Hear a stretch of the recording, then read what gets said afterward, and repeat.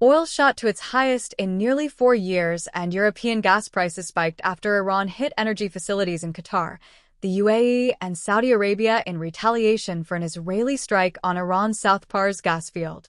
Brent crude jumped to around $116.38 a barrel, up from under $73 on the eve of the war, after touching an intraday high near $119.50, the strongest print since July 2022 and the largest single-day jump on record in some tallies. WTI rose to about $97.36 to $98.61 and, at one point, hit $108.15. The surge followed Iranian missile and drone strikes on Qatar's Ras Laffan LNG complex, UAE's Habshan gas facilities, and the Bab oil field, plus attempted attacks on Saudi sites near Riyadh. The energy shock was amplified by the effective closure of the Strait of Hormuz to most tanker traffic since late February, after the U.S. and Israel began strikes on Iran on February 28. With roughly 40% of seaborne oil and about 20% of global LNG normally moving through the Gulf, traders are pricing in a prolonged disruption. QatarEnergy said the attack caused extensive damage at Ras Laffan, the heart of Qatar's LNG processing and shipping, while the UAE suspended operations at Habshan after debris from intercepted missiles fell on the site. Saudi Arabia said it intercepted 4 ballistic missiles and a drone aimed at a gas facility.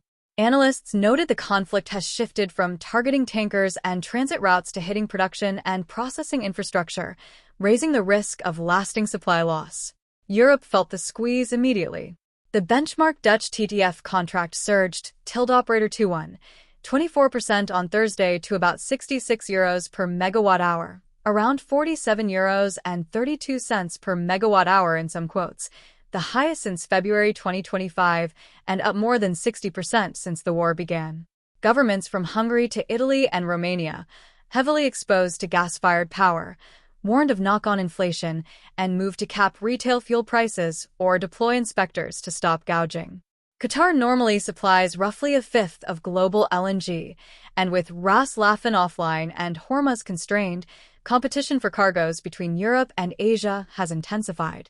Brent's premium over WTI blew out to more than $12, the widest in over a decade, reflecting how the disruption is centered on Middle East supply while U.S. barrels keep flowing. Traders and strategists warned that $150 oil is back on the table if damage persists or Hormuz stays shut. Some even flagged $200 in worst-case scenarios for certain grades. Wood Mackenzie was cited eyeing $150 soon, and Banda Insight's Vandana Hari said $200 was within sight for some Middle Eastern crudes if the strait remains closed. The IEA has readied a 400 million barrel release from strategic reserves, the largest in its history, led by Japan, 80 million barrels.